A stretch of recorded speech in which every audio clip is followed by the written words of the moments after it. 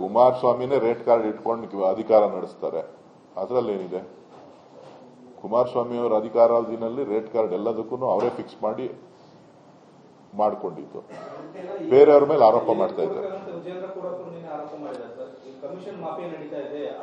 ವಿಜೇಂದ್ರನ ಆಡಳಿತವನ್ನು ಕೂಡ ನೀವು ನೋಡಿದ್ದೀರಿ. ಯಡಿಯೂರಪ್ಪನವರ ಕಾಲದ ಆಡಳಿತವನ್ನ, ವಿಜೇಂದ್ರರವರ ಆಡಳಿತವನ್ನು ನೀವು ನೋಡಿದ್ದೀರಿ. ನಾನು ಯಾರ ಬಗ್ಗೆನೂ ಮಾತನಾಡ್ಲಿಕ್ಕೆ ಹೋಗೋದಿಲ್ಲ. ನಮ್ಮ ಸರ್ಕಾರ ಎಲ್ಲದಕ್ಕೂ ಕಡಿವಾಣ ಹಾಕಿ ಹಂತ ಹಂತವಾಗಿ ಸರಿಪಡಿಸುವಂತ ಕೆಲಸ ಮಾಡ್ತಾ ಇದೆ. ಅದು ಕೆಲವ್ರಿಗೆ ಇಷ್ಟ ಇಲ್ಲ. ಅದಕ್ಕೆ ಬಿಜೆಪಿಯವರು, ಜೆಡಿಎಸ್ ಆರೋಪ ಮಾಡ್ತಾರೆ. ಈಗ ನಮಗೆ ಟ್ಯಾಕ್ಸ್ ಕೊಡ್ತಾರಾ ಕುಮಾರಸ್ವಾಮಿ ಅವರು ಧ್ವನಿ ಎತ್ತಲಿ 5 ಲಕ್ಷ ಕೋಟಿ ರೂಪಾಯಿ ಹಣ ಕೊಡ್ತಾ ಇದ್ದೀವಿ ಕೇಂದ್ರ ಸರ್ಕಾರಕ್ಕೆ. ಕೊಡ್ಲಿ, ಕರ್ನಾಟಕದ ಪರವಾಗಿ ಧ್ವನಿ ಎತ್ತಲಿ. ನೀರಾವರಿ ಯೋಜನೆಗಳನ್ನ ಮಂಜೂರು ಮಾಡಿಸ್ಕೊಡ್ತೀನಿ ಅಂತೇಳಿ ಚುನಾವಣಾ ಸಂದರ್ಭದಲ್ಲಿ ಹೇಳಿದ್ರು. ಈಗ ಮಂತ್ರಿಗಳಿದ್ದಾರೆ, ಪ್ರೆಷರ್ ಹಾಕ್ಲಿ. ಹೇಳಿದಾರ ಪ್ರಧಾನಮಂತ್ರಿಗಳಿಗೆ? ನನ್ನನ್ನು ಯಾರು ಬಂದು ಕೇಳಲಿಲ್ಲ ಅಂತಾರೆ. ಅದು ಜವಾಬ್ದಾರಿ ಅಲ್ವಾ ಒಬ್ಬ ರಾಜ್ಯವನ್ನ ಪ್ರತಿನಿಧಿಸತಕ್ಕಂತ ಒಬ್ಬ ನಾಯಕರಿಗೆ? ಅದು ಅವ್ರ ಜವಾಬ್ದಾರಿ ಆಗ್ತದೆ. ನಾನು ಹೆಚ್ಚಿಗೆ ಹೇಳುವಂತ ಅವಶ್ಯಕತೆ ಇಲ್ಲ. ಸೊ ಅವ್ರೇನೇನೋ ಹೇಳ್ತಾರೆ ಅಂತ ಹೇಳ್ಬಿಟ್ಟು ಅವ್ರಿಗೆ ಅಲ್ಲಿ ಕೆಲಸ ಕಡಿಮೆ ಅಂತ ಕಾಣಿಸ್ತದೆ. ಬೆಂಗಳೂರಲ್ಲೇ ಇರ್ತಾರೆ.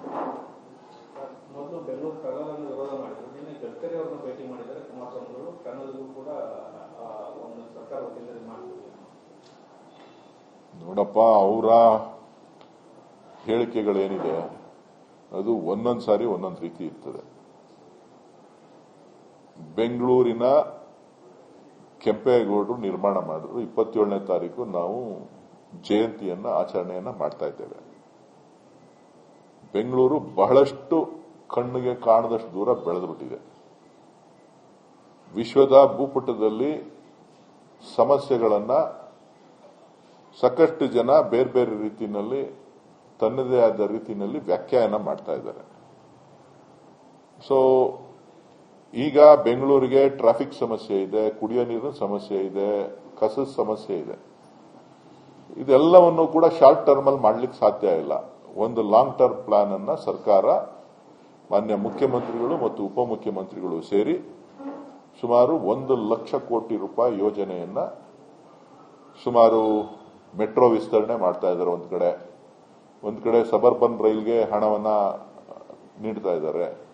ಮತ್ತೊಂದು ಕಡೆ ಟನಲ್ಗೆ north south, east west tunnel ಅನ್ನ ಮಾಡಲಿಕ್ಕೆ ಕಾರ್ಯಸೂಚಿಯನ್ನ ತಯಾರಾಗಿದೆ.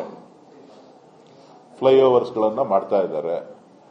ರಸ್ತೆಗೆ ಮುಖ್ಯ ರಸ್ತೆಗಳೇನಿದೆ, ಪ್ರಮುಖ ರಸ್ತೆಗಳೇನಿದೆ, ಆ ರಸ್ತೆಗಳನ್ನ ಅಭಿವೃದ್ಧಿಪಡಿಸಲಿಕ್ಕೆ ಸುಮಾರು 10,000 ಕೋಟಿ ರೂಪಾಯಿಗೂ ಹೆಚ್ಚು ಅನುದಾನವನ್ನ ನಿಗದಿ ಮಾಡಿದ್ದಾರೆ.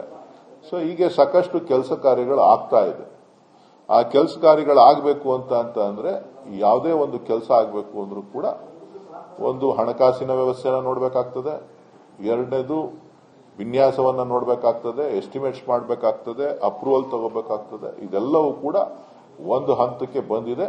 ಇನ್ನು ಮುಂದಿನ 6 ತಿಂಗಳೊಳಗಡೆ ಎಲ್ಲ ಕೆಲಸಗಳು ಕೂಡ ಒಂದೊಂದಾಗಿ ಹಂತ ಹಂತವಾಗಿ ಗ್ರೌಂಡ್ ಆಗುವಂತ ಸಾಧ್ಯತೆಗಳಿದೆ.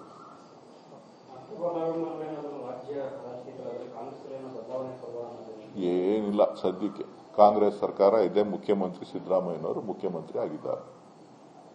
ಕುಮಾರಸ್ವಾಮಿನೇ ರೇಟ್ ಕಾರ್ಡ್ ಇಟ್ಕೊಂಡು ಅಧಿಕಾರ ನಡೆಸ್ತಾರೆ. ಅದರಲ್ಲೇನಿದೆ? ಕುಮಾರಸ್ವಾಮಿ ಅವರ ಅಧಿಕಾರಾವಧಿನಲ್ಲಿ ರೇಟ್ ಕಾರ್ಡ್ ಎಲ್ಲದಕ್ಕೂ ಅವರೇ ಫಿಕ್ಸ್ ಮಾಡಿ ಮಾಡಿಕೊಂಡಿದ್ದು. ಬೇರೆಯವ್ರ ಮೇಲೆ ಆರೋಪ ಮಾಡ್ತಾ ಇದ್ದಾರೆ. ವಿಜೇಂದ್ರನ ಆಡಳಿತವನ್ನು ಕೂಡ ನೀವು ನೋಡಿದ್ದೀರಿ. ಯಡಿಯೂರಪ್ಪನವರ ಕಾಲದ ಆಡಳಿತವನ್ನ, ವಿಜೇಂದ್ರರವರ ಆಡಳಿತವನ್ನು ನೀವು ನೋಡಿದ್ದೀರಿ.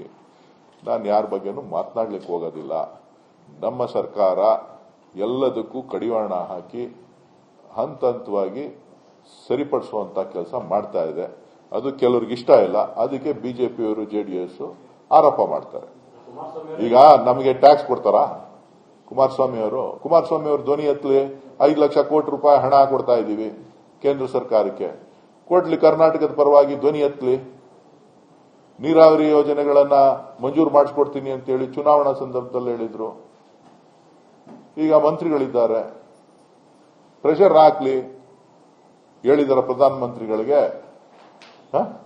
ನನ್ನನ್ನು ಯಾರು ಬಂದು ಕೇಳಲಿಲ್ಲ ಅಂತಾರೆ. ಅದು ಜವಾಬ್ದಾರಿ ಅಲ್ವಾ ಒಬ್ಬ ರಾಜ್ಯವನ್ನ ಪ್ರತಿನಿಧಿಸ್ತಕ್ಕಂಥ ಒಬ್ಬ ನಾಯಕರಿಗೆ ಅದು ಅವ್ರ ಜವಾಬ್ದಾರಿ ಆಗ್ತದೆ. ನಾನು ಹೆಚ್ಚಿಗೆ ಹೇಳುವಂತ ಅವಶ್ಯಕತೆ ಇಲ್ಲ.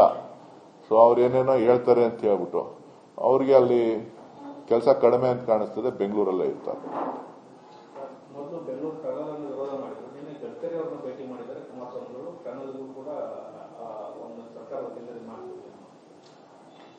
ನೋಡಪ್ಪ, ಅವರ ಹೇಳಿಕೆಗಳೇನಿದೆ ಅದು ಒಂದೊಂದು ಸಾರಿ ಒಂದೊಂದು ರೀತಿ ಇರ್ತದೆ.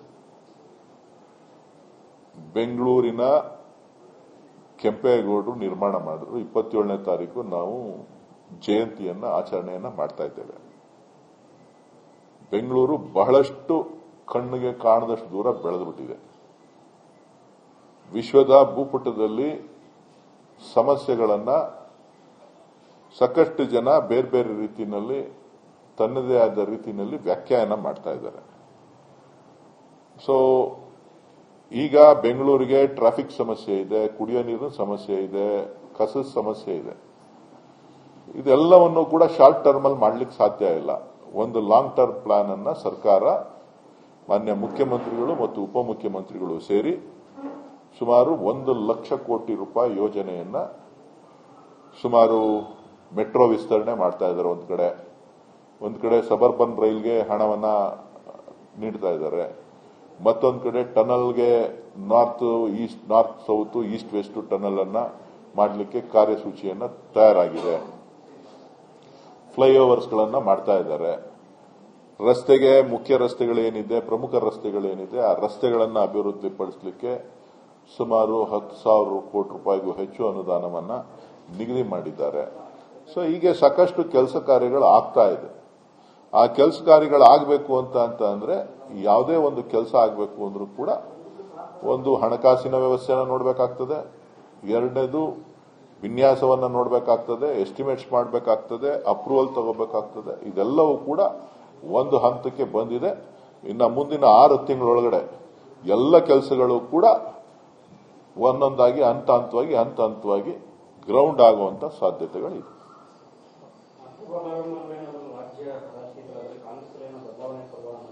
ಏನಿಲ್ಲ, ಸದ್ಯಕ್ಕೆ ಕಾಂಗ್ರೆಸ್ ಸರ್ಕಾರ ಇದೆ. ಮುಖ್ಯಮಂತ್ರಿ ಸಿದ್ದರಾಮಯ್ಯನವರು ಮುಖ್ಯಮಂತ್ರಿ ಆಗಿದ್ದಾರೆ.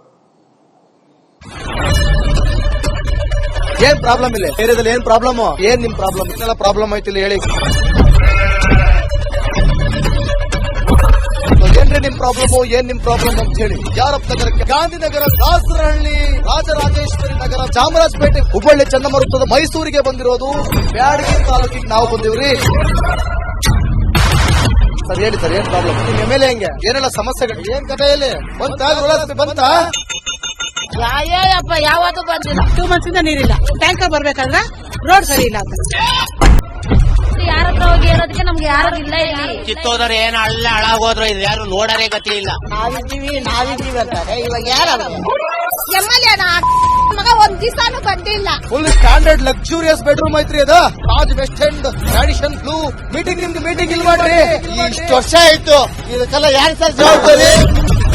2,000 ರೂಪಾಯಿ ಬ್ಯಾಂಕ್ಗೆ ಹೋಗ್ತೀನಿ ಬರ್ತಾ ಇದ್ದೀನಿ. ಬ್ಯಾಂಕ್ಗೆ ಹೋಗ್ತೀನಿ ಬರ್ತೀನಿ 2,000 ಮಾತ್ರ ಬರ್ತಾ ಇಲ್ಲ. 2,000 ನಂದು ಹೊಂಟೈತು. ನಿಲ್ ಮೇಲೆ ಭಾರಿ ಐಟ್ ಅದು ಮಾರ. ಬರಲ್ಲ ಕಣ್ರಿ ಸರ್. ರಾತ್ರಿ 1 ಗಂಟೆವರೆಗೂ ಎಣ್ಣೆ ಅಂಗಡಿ ತೆಗಿಬೇಕಾದ್ರೆ ಬೆಳಗ್ಗೆ 4 ಗಂಟೆವರೆಗೂ ತೆಗಿಬೋದಲ್ಲ. ಮಗನೂ ನೋಡಲ್ಲ, ಯಾರು ನೋಡಲ್ಲ. ನಾನು ಒಬ್ಬಳು ನೋಡ್ಸ್ಕೊಂತೀರಜ್ಜ. ನಮ್ಮ ಮಕ್ಕಳಿಗೆ ಅಮ್ಮ ಅಪ್ಪ ಇಲ್ಲ, ಅವರು ನೋಡಿ ಬರ್ತಾ ಇದೀವಿ. ದೇವ್ರು ಬಿಟ್ಟಂಗೆ ಆಗುತ್ತೆ.